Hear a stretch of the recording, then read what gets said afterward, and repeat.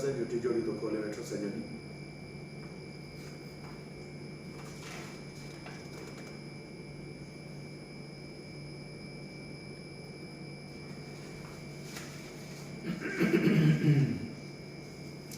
एक शायर हिकु नसर नवीस इहा कहिड़ी तवानाई आहे ऐं तख़यल जी बुलंद परवाज़ी आहे जंहिं तव्हांखे गैर मामूली अदीब जी हैसियत बख़्शी आहे? शाइरी त अहिड़ी ॻाल्हि अथव जो ॾिसो हाणे तव्हां त पाण नसरी नज़्म जा शाइर आहियो ऐं वरी तव्हां मॉडर्न एज में शाइर आहियो ऐं तव्हांखे थॉट अचे थो त हुनखे पर जेका शाइरी इल्हाम आहे उहा नसरी नज़्म कोन्हे, उहो आज़ादु नज़्म कोन्हे, उहो जेको ग़ैब मां ख़्यालु अचे थो उहो हिकिड़ो फॉर्मेट सां लहे थो। उन जे लाइ तव्हांखे पूरे तव्हां उन वक़्तु हूंदा ई कोन आहियो, तव्हां जॾहिं निकिरंदो न उन में पोइ ख़बर पवंदी त तव्हां हिन मां आया आहियो। उहो जेका मंज़ूम शाइरी आहे जेके जेन्युइन शाइर आहिनि शाह लतीफ़ खां शेख अयाज़ खां इमदाद हुसैनी ताईं, त उहो शाइरी इहो नसरी नज़्म इहो सॼो इहो फैंसी स्टाइल आहे शाइरीअ जो। उनजे लाइ कंहिं बि इल्हाम जी कंहिं बि सोच जी तव्हांखे रुॻो लिखणु अचणु घुरिजे, तव्हांखे दांव अचणु घुरिजे, तव्हांजो हुनुर हुजे ऐं हिकिड़ो थॉट आयो आहे तव्हां हुनखे फैलाईंदा वञो, उहो हिकिड़ो थींदो। पर तव्हां पाबंद शहर में त अचो, तव्हां गज़ल जी सिट शुरू कयो ऐं पोइ तव्हां अचो, तव्हांखे ख़बर पवंदी त शाइरी छा थींदी आहे। त इहो जेको शाइरी जेका बेसिकली उहा त इल्हाम आहे। हाणे उहो इल्हाम तव्हांखे उहो हाल तव्हां ते लहे जॾहिं उनजी कैफ़ियत तव्हां तारी थिए, उहा कैफ़ियत तव्हां ते हिकिड़े गाने ॿुधंदे बि थी सघे थी, हिकिड़ी फिल्म जो रोमेंटिक, हिकिड़ी फिल्म जो ट्रेजिक सीन ॾिसी तव्हां उहो वियो हलियो होॾां, सिकिर उस परिवेश का और फिर बयां अपना, तव्हां हुस्न ॾिठो आहे न तव्हां ग़ालिब, त उहो हुस्न वञी धूड़ पाए हाणे उनखे उन एॾी डोमिनेशन उन ते थी जो उन ते उहो कलीज बेग जी तव्हांखे त ॿुधायां त उहो जेको मौत जो फ़रिश्तो आयो उन आख़िरी शेर लिखियो आहे कलीज बेग फ़ारसीअ में, त लिखियो अथसि त इहो हू जेको आयो उहो एॾो हसीन हो ऐं मूं उनखे ॾिसण में एॾो त महव थी वियुसि, मूंखां ॿियो साहु खणणु विसरी वियो, घर वारनि लोॾे ऐलान कयो अड़े त मरी वियो। इहा आहे उहा इल्हाम जी कैफ़ियत जंहिंमें माण्हू त हूंदो ई कोन्हे। मूंखे अदी नूरुल्लाह बारहा चवे थी त बाबा आउं जेके जलावतन वारा अफ़साना लिखी आई आहियां, हाणे आउं कॾहिं कॾहिं पढ़ंदी आहियां, चवंदी आहियां केरु नूरुल्लाह शाह हुई जंहिं लिखिया आहिनि।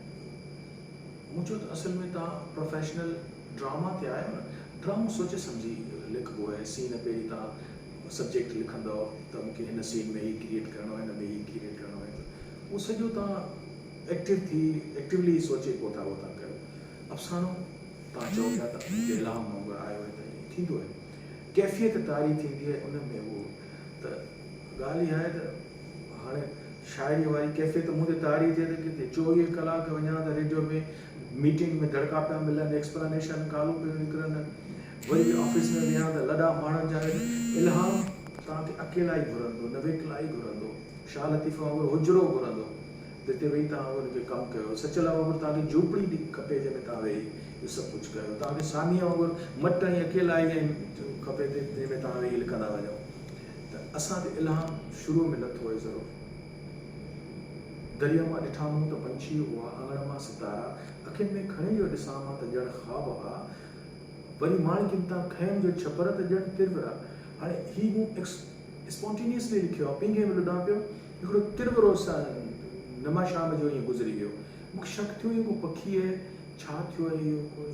हीअ छा हुई शइ, इहो तारो टुटी हेॾां खां होॾां हलियो आहे।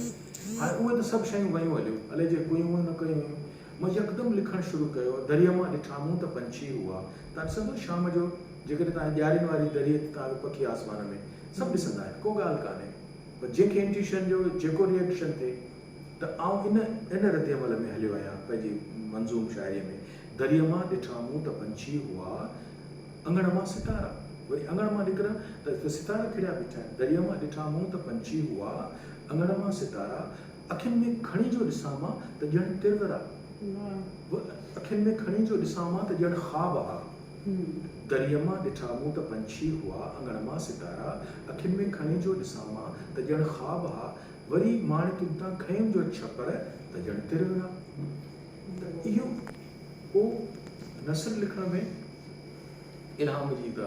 ज़रूरत कोन्हे। मूं सवेल हिकिड़ो कन्फेस कयो त कुझु बि लिखण खां पहिरीं जीअं तव्हां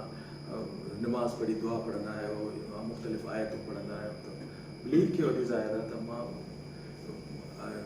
अॼु आख़िरी शक्ति हम सफ़र मूंखे लिखिणो आहे कुझु हुनखे खोले आयो आहियां पढ़ी आयो आहियां अलाए छा आहे उहो माई जेका जादू करे थी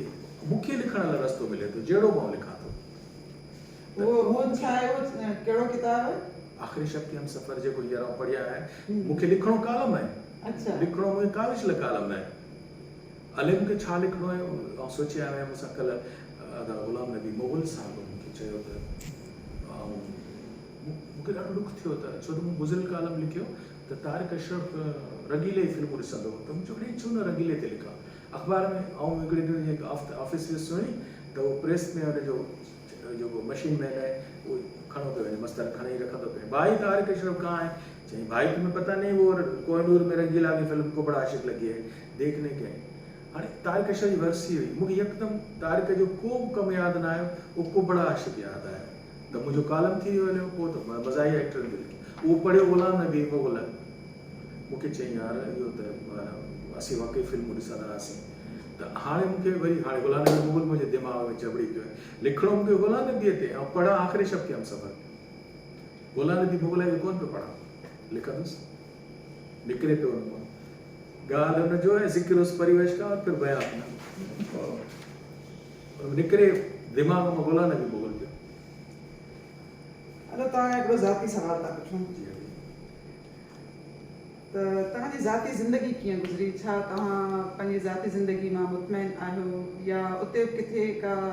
को अहिड़ो अहसासु आहे जेको तव्हांखे महसूसु थींदो हुजे त न अञा बि ज़िंदगी बहितर गुज़री सघी पए? छाकाणि त आउं क़िस्मत ते बिलीव कंदड़ आहियां ऐं माना कुदरतन हिकिड़ी अहिड़ी पढ़ियल लिखियल फैमिली पैदा थियो आहियां ऐं वरी बि जेकॾहिं मूंखे ॿियो जनमु मिले त उहो ई पंहिंजे नासिर अली मिर्ज़ा जो तुख़ुम थियणु भले मुंहिंजो पीउ खणी केरु बि हुजे पर मुंहिंजी माउ शरीफ़ा नाराई हुजे मूंखे पंहिंजी माउ सां एतिरो रग़बत रही ऐं ज़ाहिर त असांजो माना जेसिताईं वालदेन हुआ त इंतिहाई नौकर चाकर घर में हिकिड़ी जीअं हिकिड़ो फैमिली वेल ऑफ थींदी आहे ज़मीनदारी कान हुई पर नौकिरी लड़ी ऐं ख़ुशहाली पंहिंजे दौर ताईं हुई पोइ वरी पेंशनुनि ते ऐं गुज़रान ऐं हिकिड़ो ॾुखियो वक़्तु ॾाढो गुज़रंदो रहियो ऐं त उहा तव्हांजो सुवालु आहे त छा हो सुवालु? तव्हां पंहिंजी ज़ाती ज़िंदगी में मुतमइन आहियो कीअं गुज़री मतिलबु जेकॾहिं या तव्हांजो जेको वक़्तु गुज़रियो आहे उन मां तव्हां मुतमइन आहियो या तव्हां जीअं अदबी कम मां पंहिंजो मुतमइन कोन आहियो त उहो कमु न करे सघियसि जेको हिकिड़ो शाइर थी सघां वरी पाए जो कोन थी सघियसि ठीकु आहे न त ज़िंदगी मां ईअं तव्हां मुतमइन आहियो या सोचो था त न मूंखे अञा हिकिड़ी ॿी ज़िंदगी गुज़ारणी हुई पर उहा न पियो गुज़ारियां ही का ॿी ज़िंदगी आहे जेका पंहिंजी माउ पेटां तबियत खणी निकितो आहियां न तव्हांजी पंहिंजी तबियत तव्हांखे ख़ूब ख़बर हूंदी जेके बि दोस्त वेठा आहिनि उन्हनि खे पंहिंजे रवैये जी अंदर जी सॼी ख़बर आहे त मूंखे ख़बर आहे त हिकिड़ो फिज़िकली या त बाय नेचर हिकिड़ो उर्दू में तव्हांखे शेर थो ॿुधायां बिल्कुलु यादि अची वियो कश्तियाँ डूब चुकी हैं सारी अब लिए फिरता है दरिया हमको हाणे हिकिड़े अहिड़े घर में अहिड़ी माउ खे ॼाओसि जेका बेवती हुई जवानीअ में पीउ असांजो गुज़ारे वियो सोर्स ऑफ इनकम इनकम जेका हुई उहा हिकिड़ी इंतिहाई महदूद हुई त उहा जेका ज़िंदगी आहे न थोरी मूंखे अज़ियत ॾींदड़ आहे त असांजी उहा ॾुखी ज़िंदगी थोरी पंहिंजे फैमिलीअ जे हुनजे जेके वेल ऑफ आहिनि करोड़पति मिर्ज़ाऊं आहिनि असांजा मुंहिंजो भेणी वो 15,000 एकड़ ज़मीन जो मालिक आहे ना आबिद हुसैन मिर्ज़ा ई सभिनी खे ख़बर आहे त टॾे फज़ल खां हलो त ॿिए ख़ासि ताईं रोड रुॻो हुन में ज़मीन हुई पर भेणी हुई असांजो असां हुननि ते कोन डिपेंड कयो छो त असांजी माउ असांखे गैरत सां सेखारे बाबा भेण जे घर भेण जे रहम करम ते मुंहिंजी ॿी भेण नीलोफर आहे वॾी सुरैया आहे जेका हुनजी मदफन इमाम मशहद इमाम रज़ा तव्हां सम्झो था इमाम रज़ा जे रोज़े जे सहन में सुम्हणु कोई एॾो आसानु कोन्हे उनखे हुते उनजी वसियत हुई त हुनखे छाकाणि त उहो एतिरा वहियल आहे मुंहिंजी ॿी भेण नीलोफर आहे जंहिंजो घर वारो जस्टिस ज़ाकिर हुसैन जेको सिंध असेंबली जो जमाल अबड़े साहिब खां पोइ सेक्रेटरी हो त वॾा ज़मींदार आहिनि, दबंग सभु कुझु आहिनि आलिशान, पर असांजी माउ पंहिंजे महदूद आमदनीअ मां लिखायो पढ़ायो त मूं चयो त माना उहो वीचारी मूंखे केतिरो संभाले। मुंहिंजा भाउर घुमण फिरण वारा, शिकार करण वारा, पंहिंजे सोटनि मां साथनि सां घुमण फिरण हिकिड़ी बेहमिन हिकिड़ी आवारगीअ वारी जेका ॾिसंदो असां पंहिंजे वरी सुठा उस्ताद मिली विया त मूंखे ॾाढो बुढ़ी ॾिसां थो न त उहो एडवेंचरस त लॻे थो त इहो हिकिड़ो ज़िंदगी अहिड़ी आऊं गुज़ारे आयो आहियां, पर चवां थो त जेकॾहिं को माना सुठो को हिकिड़ो आराम पसंदि माण्हू आहियां। माना मुंहिंजो अॼु बि पींघो अथव, हीअ बि ॾिसी आया आहिनि मुंहिंजे घर में सभु पींघो आहे। ऐं जीअं ई शौर मूं उठ किताबनि जा पढ़िया आहिनि, उठ किताबनि जा लिखिया आहिनि, मूं सॼो पींघे में लिखिया आहिनि। मूं टेबल कुर्सीअ जो को तस्वुर ई कोन्हे, ऐं टेबल कुर्सी इस्तेमालु ई कोन कंदो आहियां, ऐं पेंसिल सां लिखंदो आहियां। ऐं बसि पोइ रबड़ हूंदो आहे हिन जे पुठियां लिखंदो ठाहींदो, लिखंदो ठाहींदो, इहो मुंहिंजो तरीक़ेकार आहे। पर ज़िंदगीअ में मुतमइन हुजण जो इन करे त मुंहिंजी ज़िंदगी इतफ़ाक़नि सां सुठी गुज़री आहे। मूंखे सुठी माउ मिली आहे जंहिं मूंखे संभालियो आहे तमामु, ऐं हुनखे त पोइ वरी सुठी ज़ाल सुठी सां उन खां पोइ मूंखे सुठो उस्ताद हीउ छो थियो छा आहे मूंसां, जेके इतफ़ाक़ मूंखे जेकॾहिं हीउ सभु कुझु न मिलंदा वञनि न, जेकॾहिं मुंहिंजी माउ मूंखे ईअं न मिले अहिड़ी जेका मुंहिंजे भाउरनि खे त कोन सुधारे सघी, पर मूंखे मूं ते हुनजी तवजो आउं हुनखे फॉलो कंदो रहियुसि। वरी मूंखे हिकिड़ा सुठा उस्ताद मिली विया, ज़बरदस्त उस्ताद मिली विया, जंहिंजो निसार हुसैनी नालो आहे, ॿिए जो नालो शेख अज़ीज़ आहे। छा हो मूं में, आउं को अहिड़ो शहज़ादो प्रिंस बि कोन हुउसि, न को अहिड़ो वेल ड्रेस्ड, न को ईअं अतुर ऐं परफ्यूम हणी जेको हलां त वरी माण्हू मूंखे बुड़ी बुड़ी ॾिसनि, त इहे बि कोन हो। पर अलाए जी छा हो, का अहिड़ी मणिया हुई जिन उस्तादनि मूंखे तवजो ॾिनो। वरी इतफ़ाक़ सां जेका मुंहिंजी शादी मूंखे जंहिंसां करणी हुई हुन सां न थी सघी, ऐं सुठो थियो न थी सघी, मूंखे कुदरतनि हिकिड़ी अहिड़ी ज़ाल मिली, ऐं घरु ठाहे कोन सघां, मूं में झिरकीअ वांगुरु कख कख मेड़े कुझु आखेरो ठाहिण जी सलाहियत ई कान्हे, ऐं आज़ादु ज़िंदगी गुज़ारींदो आहियां, ऐं हुर आहियां, आज़ादु आहियां। मूंखे छॾे ॾियो पंहिंजी मर्ज़ी सां गिटियूं घुमां, रस्ता घुमां, ॻायां पियां। ख़ुदा जो कसम ज़ाहिदा मूं अॼु ताईं कंहिंजी सबऑर्डिनेशन क़बूल कान कई आहे। ऐं जिते बि होॾा मिनिस्टर हूंदी आहे हुनजो टको कोन मञींदो हुअसि, चवंदी आहे हुनजो ग़लति कंदो हुअसि। पर स्टेशन डायरेक्टर इनायत बलोच जहिड़ो हिकिड़े ॾींहुं टको मूंखे चवंदो तूं मुंहिंजी का ॻाल्हि नथो मञी, हू मूंखे चवंदो आहे हुनजो बतड़ कंदो हुअसि। सबऑर्डिनेशन वरी आउं जॾहिं डायरेक्टर थियुसि त पोइ वॾा जेके डायरेक्टर हूंदा उहे इस्लामाबाद रखियल, उहे हाणे फ़ोन ते जेकी वणे थो चई छॾे, उन सां जेको रूबरू वारो आहे न उहो मूंखे वरी हींअर हिकिड़ी ऑफर आहे त फलाणी ख़ातून आहे जेका उहा उनजी सबऑर्डिनेशन में तोखे अची हिकिड़ो इदारो हलाइणो चवंदो, ऐं पंहिंजी मर्ज़ीअ सां कोन। त हिकिड़ो त माना हिकिड़ी सबऑर्डिनेशन जेका आहे न उहा सुठी नथी, ऐं करे ई नथो, चवां बुख मरी वञा ऐं त पेंशन ते वेठो हूंदो हलंदुसि, मूंखे सबऑर्डिनेशन कंहिं क़बूल ई कान्हे। घर में त क़बूल कई अथव न? हा, मुंहिंजी ज़ाल वीचारी रोई पिटी माठ करे वई, दुर्दाना जेका आहे, ऐं ज़्यादा छा चवां, सम्झी वई त हीउ कहिड़े क़िस्म जो मर्द आहे। हुनजे लाइ वरी हुनजो अलॻि इंटरव्यू करण जी ज़रूरत आहे।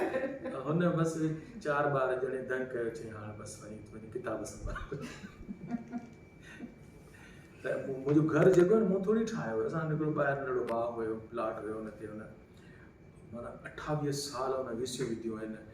ऐं हुन खां पोइ हुन हिकिड़ो जेको तव्हां घरु ॾिठो आहे इहो 40-50 लख रुपयनि में ठहियल घरु आहे असांजो। त ऐं हाणे बि उहो सॼो घरु ऐं पंहिंजी पेंशन मां वरी तव्हांखे आख़िरी जुमिलो थो ॻाल्हायां त मुंहिंजी जेका 1.25 लख पेंशन आहे उहा ATM मां कढाए डायरेक्ट हाणे बाबा ई तुंहिंजो ई तूं घर में संभाल पाणे जेको वणी सो, मुंहिंजे कपिड़ा बि इस्त्री थियल धोबी उहे पैसा पाणे ॾींदी। हाणे आउं किथां खां पियां, किथां घुमां, त शायदि आउं रेडियो जा 5-7 प्रोग्राम कंदो आहियां, कुझु हज़ार मूंखे हुननि मिलंदा आहिनि, थोरा कॉलम वग़ैरह इहे कूड़ा सूड़ा, ऐं कूड़ा कॉलम लिखंदो आहियां, माना रुॻो कूड़ो हूंदो आहे, लफ़ाज़ी हूंदी आहे। पोइ उन जा 3-4,000-5,000 मिलंदा आहिनि, त माना आउं आयाशीअ सां फूल गली जेके खदड़ा गली चइजे थो उते दूध पती चांहि पीअंदो आहियां पंहिंजे दोस्तनि सां, नने जा पकोड़ा खाईंदो आहियां, जेको हीराबाद में मिले थो करे खाइजो हीराबाद में नने जा पकोड़ा वञो त जेको सिलावट पाड़े खां न जिते थाणो आहे हिन खां अंदरि पार्टीशन खां पहिरीं जा पकोड़ा नसिल दर नसिल पचाईंदा, उहे वठंदा आहियूं मोहन सां, हाफ़िज़ सां। मुंहिंजी ज़िंदगी हाणे इहा आहे त तव्हां त पंहिंजे पाण खे चओ था त तव्हां 66 चया आहियो